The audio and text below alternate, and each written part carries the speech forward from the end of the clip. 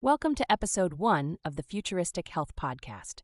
Today, a holistic approach to managing menopause Those symptoms. menopausal symptoms. Yeah, You've given us a whole stack of sources here. it's quite a bit, yeah. Natural remedies, lifestyle changes, even hormone replacement therapy. A whole gamut. Yeah, we're Yeah. going for it, unlocking the secrets to feeling your best Right. during this time. Absolutely. I think it's important to mention that we're not medical professionals. Of course, yeah. This is for informational purposes only. Exactly. So always consult with your doctor before starting any new treatments. Absolutely. Personalized advice is key.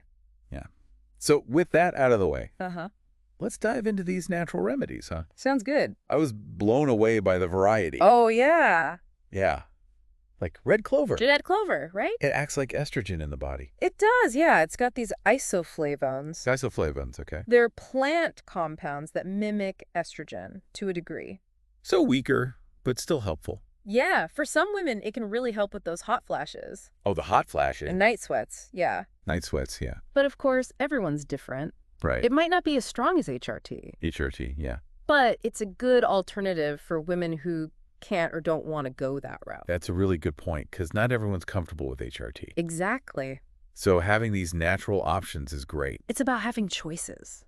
Yeah, and speaking of choices, St. John's wort, that was another one that caught my eye. Oh, yeah, St. John's wort. Multi-purpose, it seems. It is. Traditionally, it's been used for mood.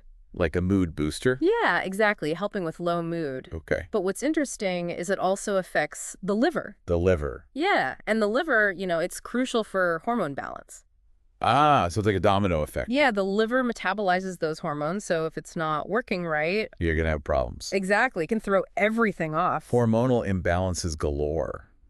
Pretty much. Wow, so St. John's wort, not directly hitting those hormones, Right. but supporting the system that See, does. the body's pretty amazing, isn't it? It is. It really is. All these interconnected systems. And speaking of amazing, I saw a bunch of other herbs mentioned for sleep and anxiety. Oh, yeah. Valerian, oat straw, lemon balm. It's like a natural pharmacy. It is like a whole medicine cabinet from nature.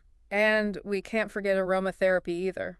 Oh, right, the essential oils. Those can be really helpful for mood swings, even low libido. Really? Yeah, like lavender, it's super calming. I love lavender. And then you've got ylang ylang. Ylang ylang. That one can lift your mood and even help with libido. Interesting. It's all about finding what works for you, So true, so true. combining these things, making it your own. And you know what else is important for making it your own? What's that? Diet. Ah, yes, the fuel. I was reading about the Mediterranean diet. A classic. It sounds delicious and good for you. It is. It really is. All those fruits and veggies, whole grains, lean proteins. Healthy fats, too.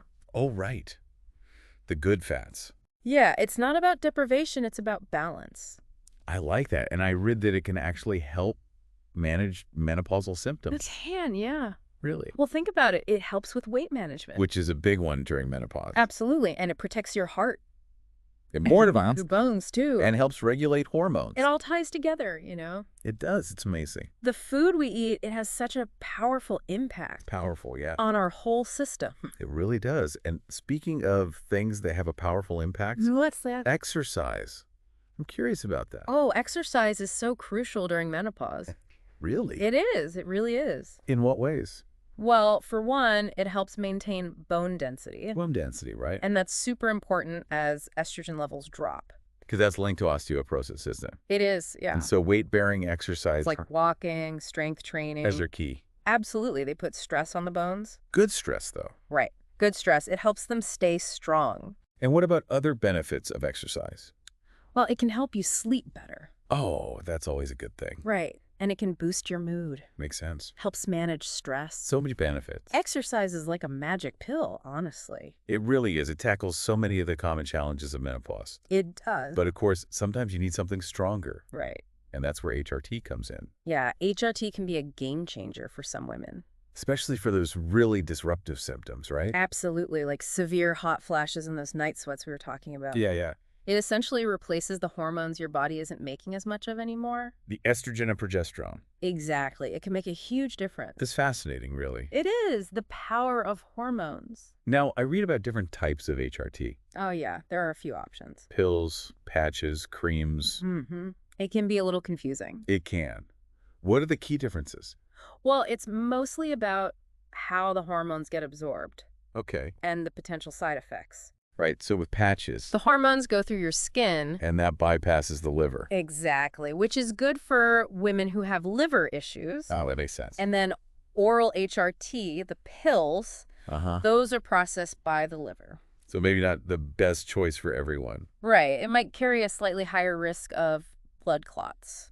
Okay, so lots to consider. It is. It's a personal decision. Absolutely, and one to make with a doctor. 100%. They can help you weigh the risks and benefits. Right, figure out the best approach for you. Exactly. Personalized medicine is so important. It is. So we've got these natural remedies, lifestyle changes like diet and exercise, and then HRT as a powerful tool. It's like a toolbox, right? It is. Yeah. And it seems like the real magic happens when you combine these, You got it. like using them together for a synergistic effect. That's the idea. Yeah, so maybe HRT helps you sleep better, Right. which gives you more energy to exercise, Makes sense. and then feeling good from exercise makes it easier to eat healthy.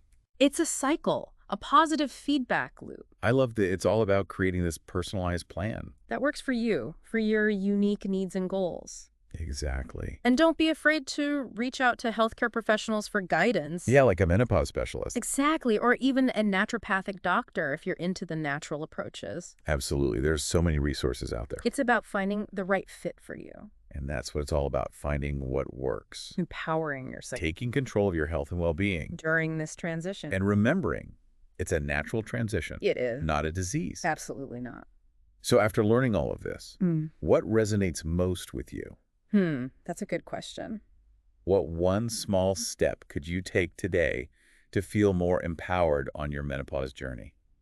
You know, I think the biggest takeaway is that knowledge is power. It is.